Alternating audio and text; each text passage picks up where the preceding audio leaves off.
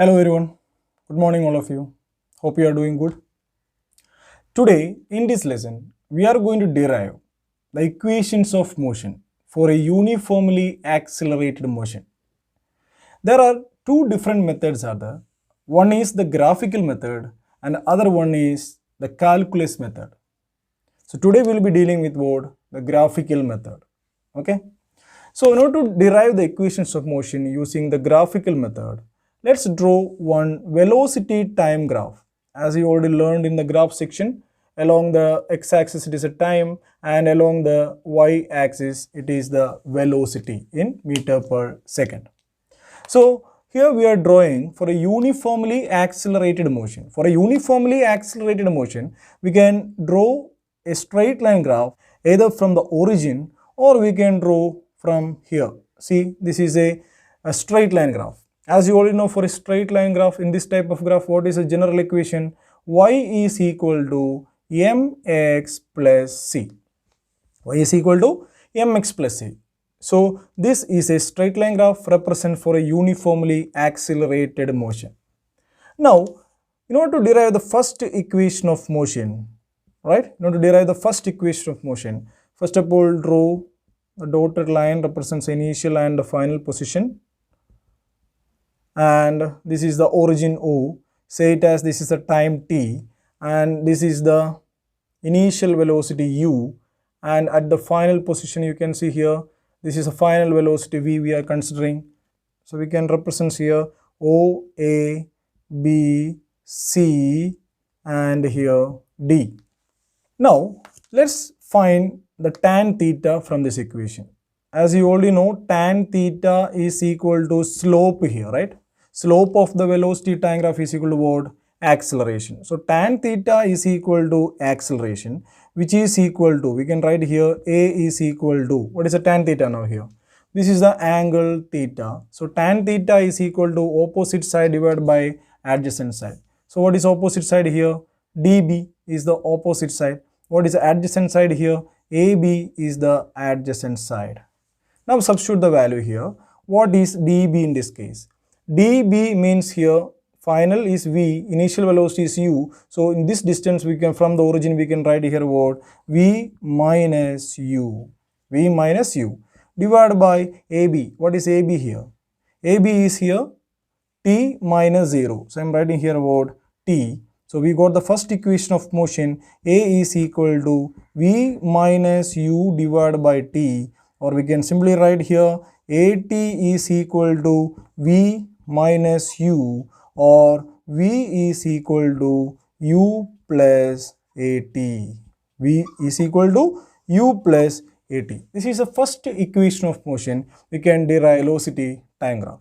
Now let's derive the second equation of motion. In order to derive the second equation of motion, what we require here, we have to find the area under the graph. What is that? Area under the velocity time graph. What is the area under the velocity time graph? That is equal to distance. That is equal to distance. So we can note it down the distance as what? S. Okay, distance as S. Now what is the area under the graph here? If you see, this is the area under the graph. It may be the shape of a trapezium, or we can consider a rectangle and one triangle. So what is the area here? Area of velocity time graph is equal to S. That is equal to what? Area of a rectangle plus area of a triangle. Area of rectangle plus area of triangle. What is the area of rectangle in this case? We can write here S is equal to, area of rectangle means what? Length into breadth. Here what is the length here? Time. And what is the breadth here? U itself, right? So we can write here area of rectangle is equal to u into t, plus what is the area of the triangle here? Half bh, right? So we can write here half into, what is the base here? Time. T minus 0, time itself. So we can write a half into t into, next one, what is the height here of the triangle height? dB. What is dB? Here we can write the dB is equal to v minus u. So we can write here v minus u. So the equation become ut plus half into t into what is v minus u from the first equation? V minus u is equal to at, right? So we can substitute here at, and the final equation, the equations of motion, second one, s is equal to ut plus half into at square. So this is the second equation of motion. So what is the first equation of motion? You can see here y is equal to mx plus c. So same here, we can write here y is equal to mx plus c. That is v is equal to at plus u, where u is the y-intercept, a is the m represents what? Slope of the graph. Slope is equal to what? Acceleration. So here it represents what? Acceleration. So this represents a straight line graph. And this is a second equation of motion. Now let's derive the third equations of motion. To derive the third equation of motion, we can use once again the graph. That is, we can find once again area under the graph. Area under the graph is equal to the displacement as well as the distance. So we can write here the area is equal to displacement. S is equal to, what is the area under this graph? We can use now the area of trapezium. Area of trapezium. So what is the area of trapezium here? Half into sum of two parallel sides into height. That is the formula, right? So what is the sum of two parallel sides? This is a one side and this is another side. Both are parallel. So we can write here u plus, what is this distance here? From here O to D, right?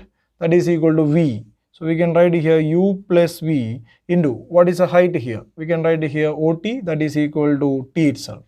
Now S is equal to half into u plus, now equations of motion, first one, v is equal to u plus at. We can substitute for v here. So u plus at into t. So if you rearrange this equation, you will be getting it as S is equal to ut plus half at square. So this is the equation of motion, third equation of motion. The same equation we can also derive from this equation, average velocity formula. What is the average velocity? Average velocity is equal to total displacement divided by time. So I am writing it as displacement is s, same as distance, because it's a motion in a straight line, right? So s divided by t, or we can write the displacement s is equal to v bar into t. Now what is the v bar? That is the average velocity.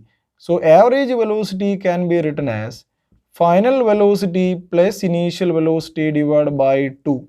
That is the average velocity for uniformly accelerated motion, for a constant acceleration, into what is the time from equation of motion, first one, a is equal to v minus u divided by t, right? So instead of t, what we can substitute here? V minus u divided by a. So we can write here v minus u divided by a. Now you calculate this one, we can write here 2as, right? Denominator taken to left hand side, 2as is equal to v plus u into v minus u. Right side, a plus b into a minus b. So a square minus b square. So what is equation become?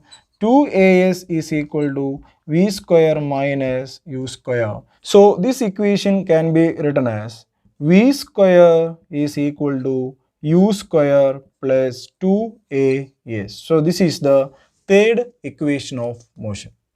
Okay, so I hope you understood this topic. So we have discussed here three equations of motion for a uniformly accelerated bodies.